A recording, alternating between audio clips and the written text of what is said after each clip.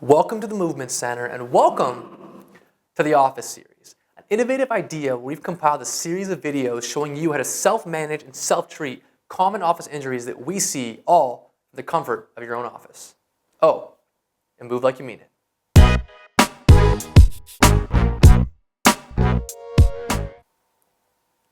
Hey, what's up guys? Welcome to episode 5 of the Office series. So last episode we tackled neck pain. This is going to be a little bit different. We're talking about tight shoulders. A lot of people come in complaining or concerned with tight shoulders all day because we spend a lot of our time up here. Now a big part of this we're not going to talk too much about in this episode is breathing mechanics. A lot of us start to breathe with we get upper back stiffness, we start breathing with our shoulders, and we breathe up here, and next thing you know, we can't breathe at all, and we're all walking around like this. So that's a big piece of things, and so you want to keep that in mind. We want to make sure we're belly breathing, which if you're interested in, maybe we'll do an episode in later on. Let us know. But for today, we're going to tackle upper shoulder tightness. Now to do this, we're going to use a strap grinder exercise again, where we're going to grab onto a ball, dig it into our shoulder, and work it around. So back and forth, up and down like this, overhead, right? And that's going to be the first piece. Next thing we're going to do is tackle a little bit of tightness through a stretch, and then finally we're going to activate that in a kind of a wonderful, awesome position. So for Brittany, she's going to grab onto this ball. Okay. She's going to get into her right shoulder. So she's going to grab that, hold that down, and press down into the ball, right? And she can kind of roll it around. She can do this on the ground. She can do this against a wall if she's really feeling tight. But with her hand, she can read emails while she's doing this at the same time. Now, exactly, she's multitasking. So if she holds that down, she can bring her neck over to the side, back and forth, and feel that stretch pick up. The other option, she can bring that arm up overhead. So she can come all the way up, all the way down, all the way up, all the way back down. Great. So that's the next step, number 1. And number 2, if I can grab your ball, thank you, is she's going to stretch out these upper shoulders. Now, she's going to reach over with this hand. If we're going to the right side, she's going to grab the top of her head, and she's going to pull toward this right side, just gently. Right? And we want to see a nice stretch pickup along this side of the neck. Now, if she wants to get more of a stretch here, she can grab onto the bottom of her chair and anchor that shoulder down and pull over this way. You feel a bit more of a stretch there.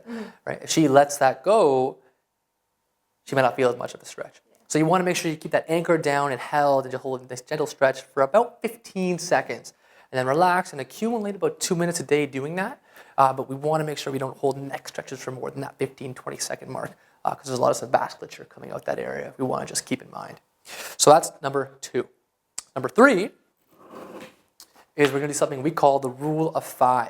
Why it's called the rule of 5 is the answer is always 5. Okay, and so what we're going to do is get those shoulders into a bit more of a rested position, and we're going to put yourself in kind of that classic military, over-exaggerated, maybe a crazy position that a physio like me might be in.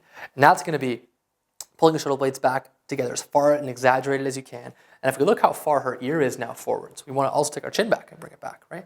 Our upper shoulders, or these trap muscles that we're working on, run from our cervical spine or our neck down to our shoulder blades. They also plug into the spine and go as far down as about here on your lower back. Attaching kind of the upper part of your lower spine. So we want to put all of those in line to really shorten them and give yourself the best chance of relaxing these muscles. So from here, she's going to hold that for guess how many seconds? 5 seconds. She's going to hold that. 5, 4, right? Count that down. Then she's going to completely relax into normal bad posture position. And she'll be like, wow, this is normally where I hang out. And then she's going to go ahead and do another repetition of that. She's going to go ahead and hold back again for 5 repetitions of 5 seconds. And if she can get that in 5 times throughout the day, she's going to do a heck of a lot of a better job stabilizing these core positions and her neck musculature than if she wasn't doing that. Okay? Also keep in mind visual aspects of this. If you have bad eyes or your screen's really, really small and you're going to be cramping forwards like this or your monitor's not the right height, it's all going to force you to be into a wonky position as well.